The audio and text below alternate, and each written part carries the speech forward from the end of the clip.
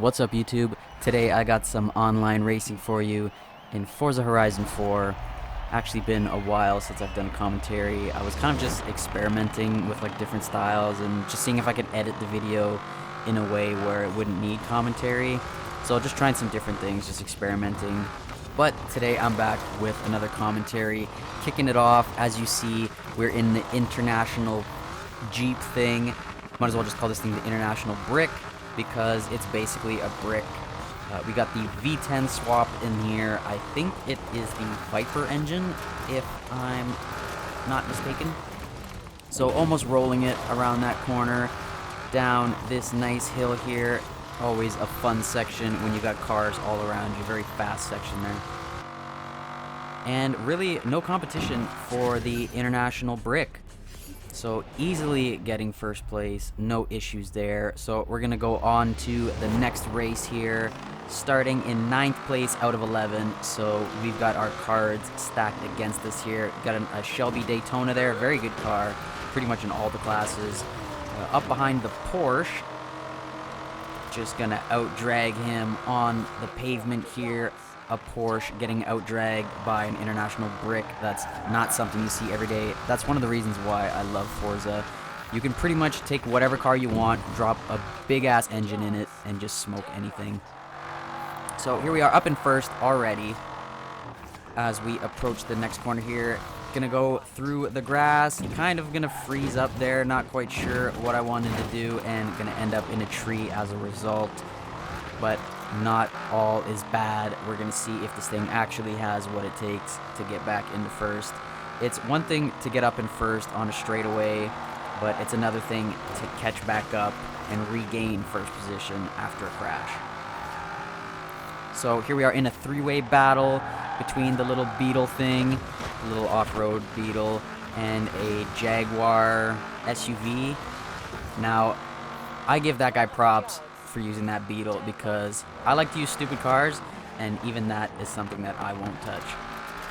So I definitely give that guy credit for that. And Jaguar off into the bridge. You're supposed to cross the bridge, not hit the bridge, but I guess he got the memo by now.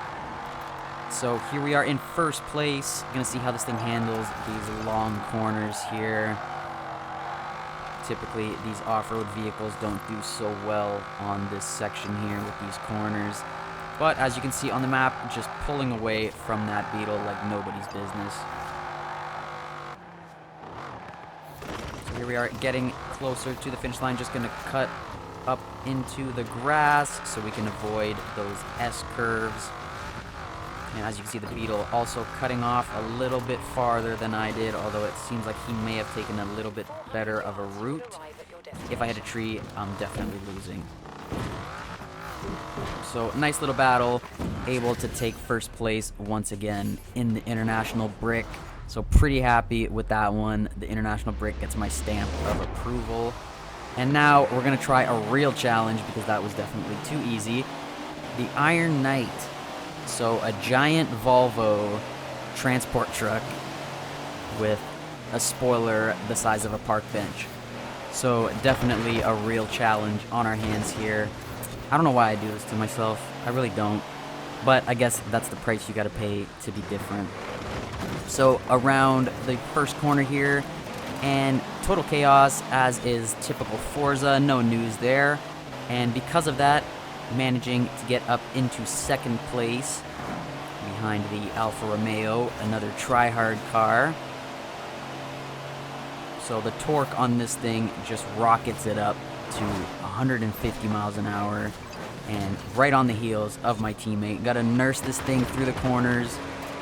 This thing understeers like a transport truck should,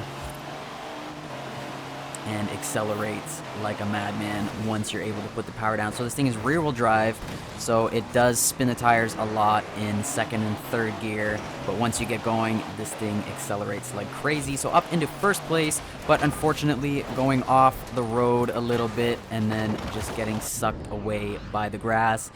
And that's pretty much it. As soon as this thing touches the grass, your race is pretty much over. So definitely an unforgivable vehicle to drive, finishing in 5th place. So here we are on the next race, starting right beside that Alfa Romeo, starting off in 4th place and managing to hold my spot off the line, which is actually not bad considering it's rear-wheel drive and it probably weighs about 1,000,000 pounds. So able to pass a teammate there up into the first corner. Guy in the Audi off into the abyss, which is pretty normal once again on the first corner. Bentley pushing me wide a little bit, not quite pushing me, maybe I pushed myself. Guy in the little white car completely missing the bridge. So in 5th place here, definitely struggling through these tighter corners. I'm gonna baby this thing and hope to gain some ground on the straightaways.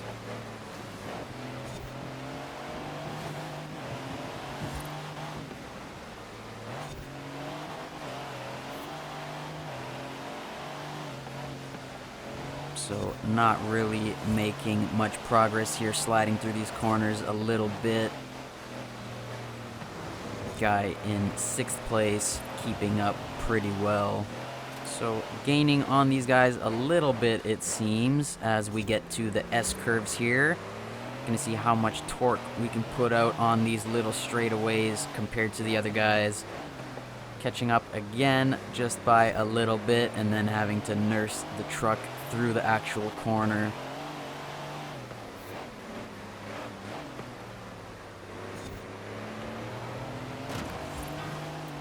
And then understeering a ton off into the grass and not able to do much more than that, finishing in 4th place. So still not too bad considering what it is, but not able to take a win in the Iron Knight. I will not rest until I get a win in the Iron Knight. So on to the next race in S1 class in the Honda Civic. I believe this thing is from like the 60s or the early 70s. Up against a Viper ACR. We got a Pagani Huayra, a Lamborghini Aventador, and a Rally Ford Focus. Not quite sure which one that is. There's about a bajillion Rally Focuses and Fiestas in this game. Probably not the smartest choice of car for this. But anyways, moving up into 1st place in the Civic. See, this is what the Forza games do so well. You can take a Civic, and not only a Civic from the 70s, let's say, and race a Pagani Huayra with it, and win. So that is one of the reasons why I love this game. You can take any car, swap the engine out, put a big V8 in it or whatever you want, and just go beat supercars with it. So I think this car specifically has the Turbo Rally in it, but definitely a decent performing engine in this car. As you see, off the line, just passing most of the pack. The Pagani Huayra up fighting for 3rd place with the GTR, up behind the Fiesta or the Focus. And the Focus actually might have some of the best acceleration in the game because it is a rally car and that's just how it is built. And this thing almost catching up to it right off the line, so I guess that says something there. But the fact that this thing is a wide body and it has the race tires gives it all that extra handling through these corners. As you can see, everyone falling back behind me, not even on my map anymore, at only 30% completion. I guess that says a lot for a Civic from the 70s. So winning again, taking another 1st place, no issues there.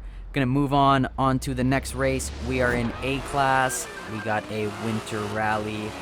So starting off in 8th place behind a Ford GT40, we got a Toyota truck.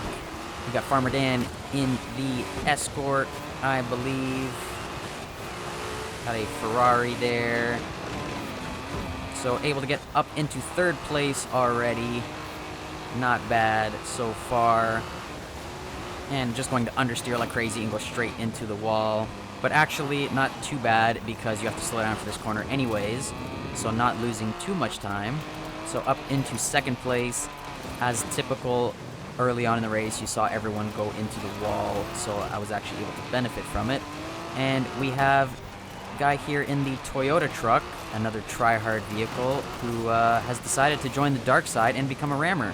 So there you go, taking himself out. as I'm able to get back in front of him. Getting rammed by the BMW. Not quite sure if that was intentional or not. It looked kind of sloppy, to be honest. As the Toyota truck somehow manages to get back up in front. BMW looking like he's missing the checkpoint. And he's just going to drop off there. As I am now fighting for first place with our little rammer friend here. Braking too late, ending up in the wall. Going to get past him and battle him a little bit more. Definitely fighting back a little bit here, but still trying to stay smart at the same time. The worst thing you want to do is let a rammer make you mad and start fighting like a madman, because you will most likely lose.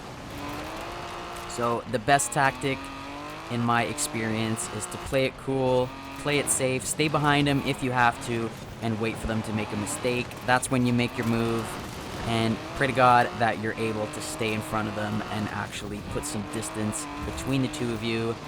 And the reason why I say stay back if you have to is because most rammers are crappy drivers. It's very rare that you see a rammer who actually has skills, meaning it's just a matter of time before they mess up. So stay behind them, wait for them to mess up, and then you can make your move. So here we are in first place, up at almost 75% completion, and you can see our rammer friend has dropped back quite a bit, all the way down to 7th. So that's usually how it plays out. They get so excited that they're up in first or second place. They just start ramming everyone because they don't want to lose any positions. And ramming is just not a very good tactic when it comes to racing, because they're too focused on ramming instead of racing. And then inevitably they mess up the corners, and then near the end of the race they're dropped down way near the bottom, which is pretty much what they deserve. So all is well in the Forza world. So finishing in first place here in the A-Class Rally in the Abarth. But that's all I got for you guys today. I hope you liked the video. If you did, please subscribe and please hit the notification bell so you will get notified every time I post a video. And please leave in the comment section if you guys have any challenging cars that you want me to race with. I'm really having a hard time with that Iron Knight, and I'm curious if you guys have any other ideas that will also be challenging. So thanks for watching. Take care.